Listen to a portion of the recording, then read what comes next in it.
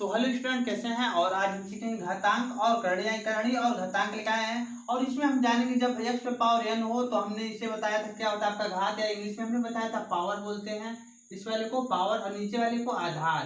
क्या बताया था? आधार। ये हमने पार्ट 1 वीडियो में ही बता दिया था। इसे हम बोलते हैं आधार या बेस।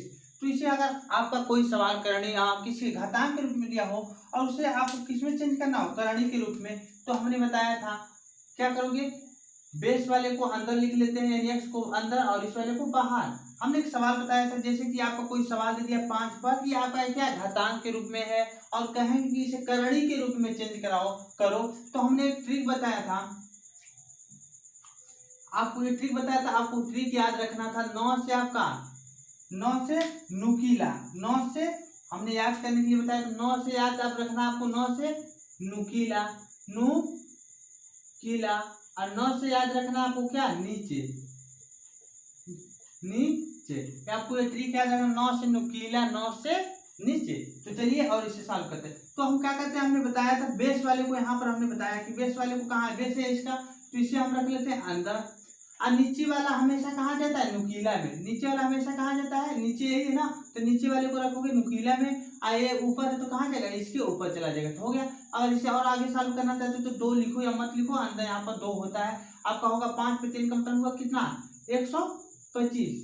कितना होगा, 125, यानी 5 का क्यूब कितना होता है, 125। तो ये आपका हो जाएगा आंसर। यहाँ तक हो गया। यहाँ देखो, जब आपका इसी पर बड़े बड़े सवाल हो, जैसे कि आपका दे दिया अंडर रूट 5 पर 2 और अंडर रूट यहाँ पर 3 दे दिया है, और आपका कहीं ना कहीं इस तरह दे दिया है, इस पर दे दिया 4। तो बताइए इसका आंसर क्या होगा।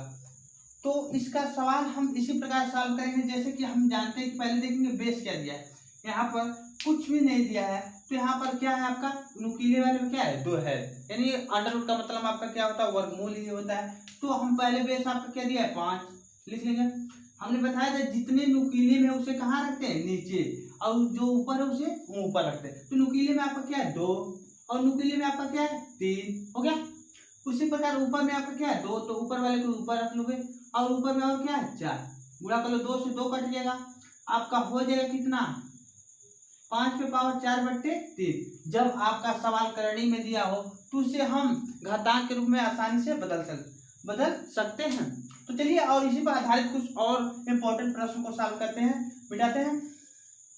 देखो क्या पहला प्रश्न है, तो आपका इसमें देखो कि बेस क्या दिया है, तो बेस आपका है 5, लिख लो क्या 5। अगर एग्जाम में ऐसे सवाल होते हैं, बेस आपका क्या पहले देखोगे 5, उसके बाद जितने नुकीले में, यहाँ पर कुछ नहीं, क्या है 2 है, तो नुकीला वाले को हमेशा कहाँ रखते हैं, नीचे। यहाँ पर नुकीले में क्या है, 2, यहाँ पर नुकीले में क्या है, 6 गुणे, यहाँ पर नुकीले में क्या है आपका 3। हो गया।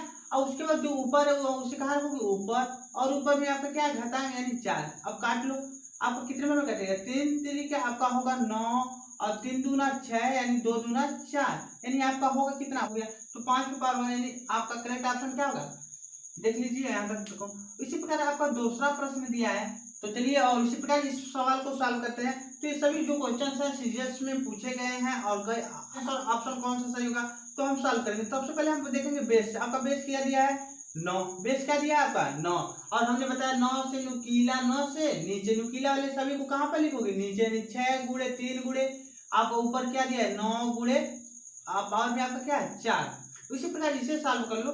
तो नुकीले में आपका क्या है 5, और नहीं आधार आपका क्या है 5, और नुकीले में आपका क्या है 3 गुणे 6, और ऊपर आपका क्या है 9 गुणे 4। दोनों सवाल सेम ही है, तो सॉल्व कर लेते हैं। 3 3 के 9, 3 3 के 9, यहाँ से एक 3 कट जाएगा, बचेगा आपको 2 दूना 4, यानी आपको बचेगा कहीं ना कहीं 5 पर 2, और गुणे आपका कटेगा कितने में, 3 3 9, इसमें का 3 दूना 6, तो 3 3 का 9 हो जाएगा, 2 का 2 दूना 4, यानी 5 पर 2, यानी 5 पे 2 का मतलब क्या हुआ, तो जोड़ लो। आधार समान तो घाते क्या होते हैं, जुड़ जाते हैं। तो आपका हो जाएगा 2 और 2 कितना हो जाएगा 4, यानी 5 पावर कितना हो जाएगा 4। बताइए इसका करेक्ट ऑप्शन कौन सा होगा, यह हो गया। इसी प्रकार हम तीसरे प्रश्न को देखते हैं, क्या है 3 है।